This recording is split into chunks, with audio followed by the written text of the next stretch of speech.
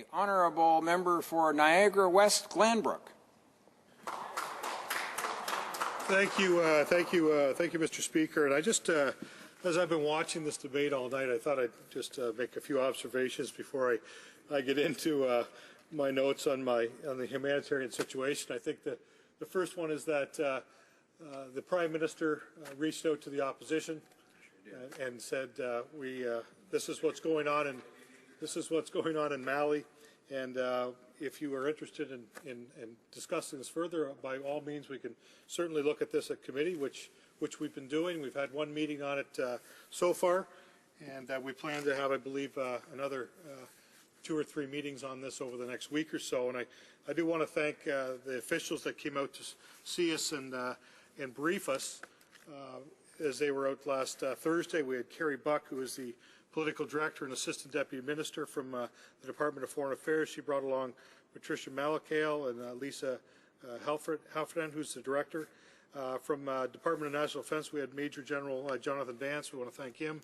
And from CEDAR, from Canada's International Development Agency, we had David Morrison and Leslie Norton. So we want to thank them for their briefing last Thursday. And as I said, we are going to continue to talk about this situation over the next few days. And this is, as I said, I noticed that the Prime Minister reached out to the leaders of the opposition to keep them informed and to offer up any discussion we may want to have in the House. And as I've been listening over the last couple hours, I realized that not all this relates to Mali, that some of this relates to some of the things that we are doing as a government that the opposition doesn't like, and I get that. That's what the opposition's there for. They will challenge the government, to challenge the direction. I know we talked about, it was raised that maybe we didn't have enough troops on the ground. I heard that coming from the opposition. I heard the fact that maybe we need to spend more money. And so I guess the challenge will always be, is there ever enough money that we can spend? If we have troops on the ground, will that then be, well, why did you put troops on the ground? We look at what happened in Afghanistan, a war that wasn't started by us, and Liberals put our troops there, and then when they became an opposition, they said, when are you going to bring the troops home? So, once again, we understand that when you're in government, you make decisions, and that when you're making decisions, you're going to be challenged on that. We look at the F-35s, a process started by the opposition, and sole sourced and picked by them as the best plane to do. And now, when they're in opposition, they challenge the government, saying, why'd you pick the F-35?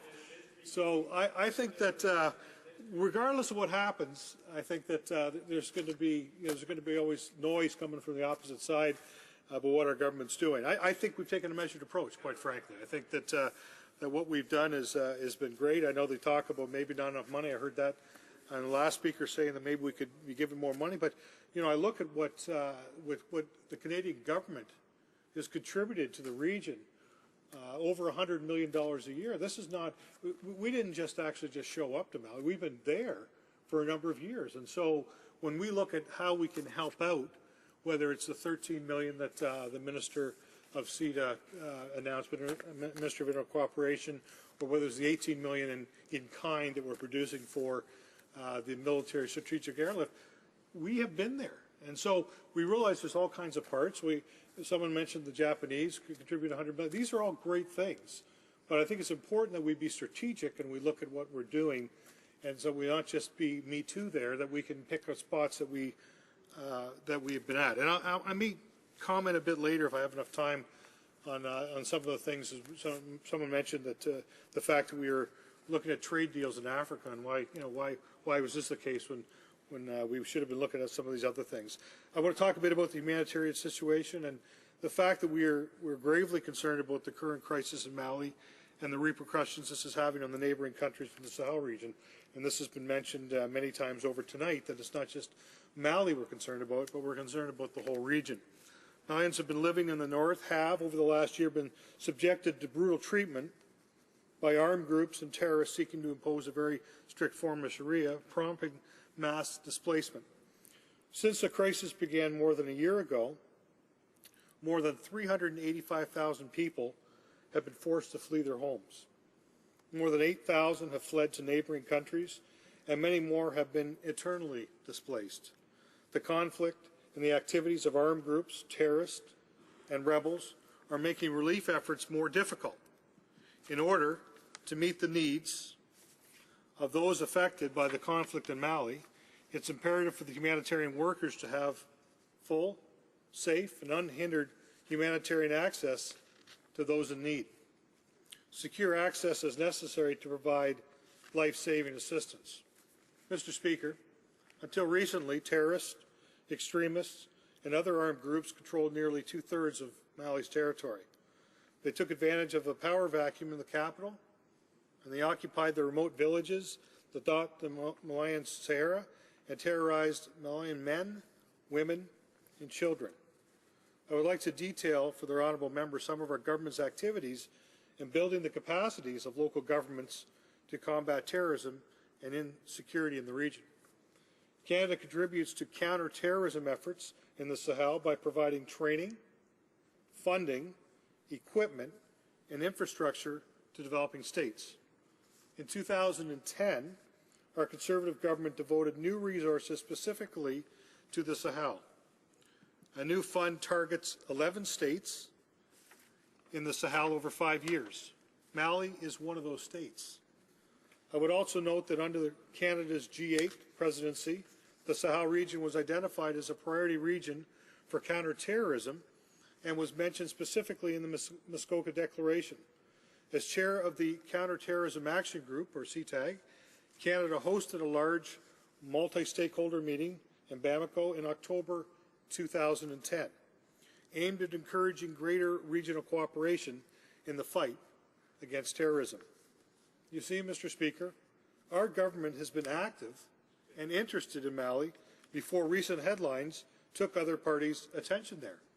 Since 2010, we have provided $18 million to countries in the Sahel to strengthen their capacity in the key areas of law enforcement, military and intelligence capacity, and legal regime, and the criminal justice against terrorism. We co-chaired a Sahel counterterrorism working group focused on countering violent extremism and better border management. In Mali, prior to the coup, we provided Mali with important support for security forces and worked to strengthen the country's legal regime against terrorism. We expected that a return to democratic rule will see these efforts bear fruit. Mr. Speaker, the instability brought by the security and the humanitarian crisis in northern Mali has an impact on Canadian interest from a security, commercial, democracy, human rights, and humanitarian perspective. It is in Canada's interest to contribute to the stabilization of Mali and to support efforts in combating terrorism. That is to say, northern Mali and the whole Sahel must not become a safe haven for terrorist organizations. Ensuring the territorial integrity and a free and democratic Mali is in Canada's interest. Our government stands ready to help a democratic Mali build a better, brighter future for all Malians. These beliefs are at the core of Canada's foreign policy, one where democracy, freedom, human rights, and the rule of law are inviolable principles. Mr. Speaker, our government has worked to combat the scourge of terrorism in the Sahel region, and we will continue to do so.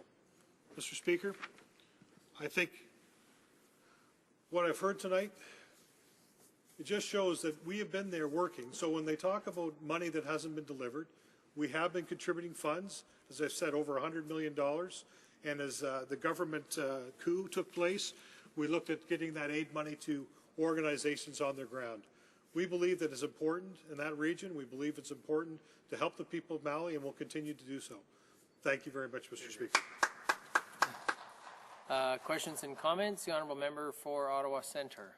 Thank you, Chair, and thank my colleague who is the Chair of the Foreign Affairs Committee, and thank him for his work on the committee and for his intervention this evening.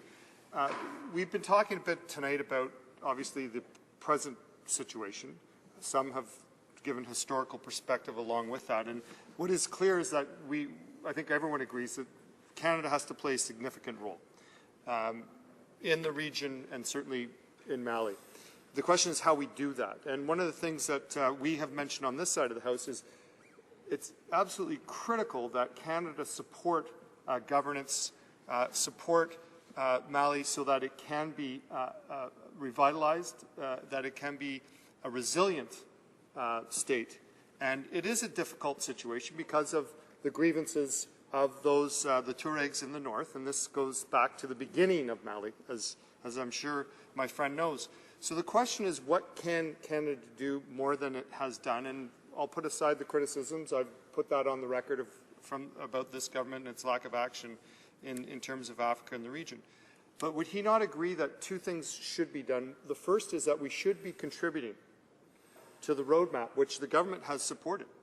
And secondly, that the government should actually live up to its promise from the speech from the throne from a couple of years ago to invest in an institute for the development of democracy abroad. Because we know that there's the Religious Freedom Office, something's happening there, and one day we'll hear about when it's going to be put together. But clearly, the Institute for Democratic Development is something that we can do, the government promised it would do, and it should do. The honourable member for Niagara West Glanbrook. Thank you, and I do want to thank my honourable colleague from Ottawa Centre and for his work on the committee as well.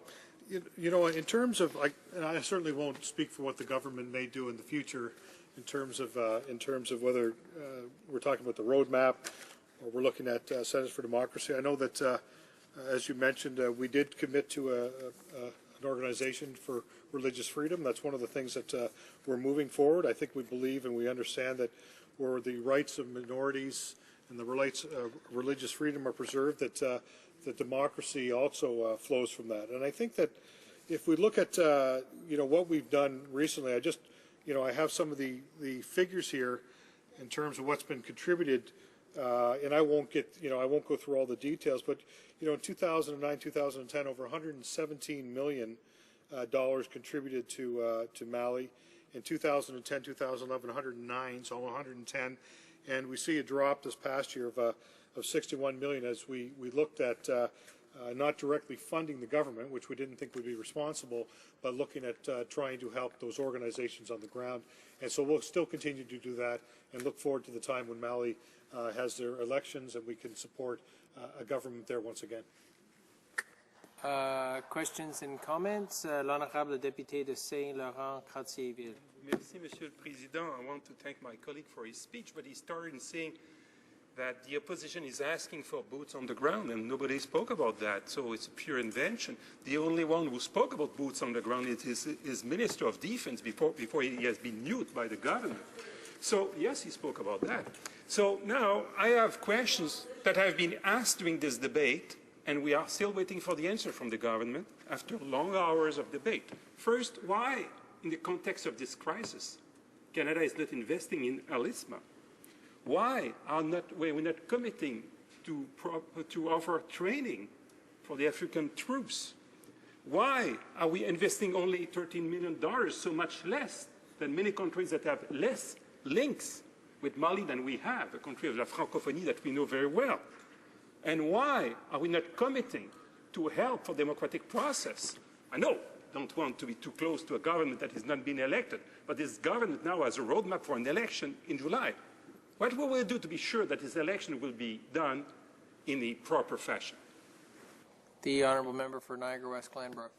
Sure, and I'd like to thank my honourable colleague for the question. I guess, as I say once again, what I keep hearing is, and maybe not everyone from the opposition suggests that we should have boots on the ground, but I mean there were some thoughts that we weren't doing enough. I thought the approach that the government's taken has been fairly measured. I mean we've responded to the French. They asked us for a cargo lift plane for a week, and then they said we'd like it for a month, and we've been working with them to do that.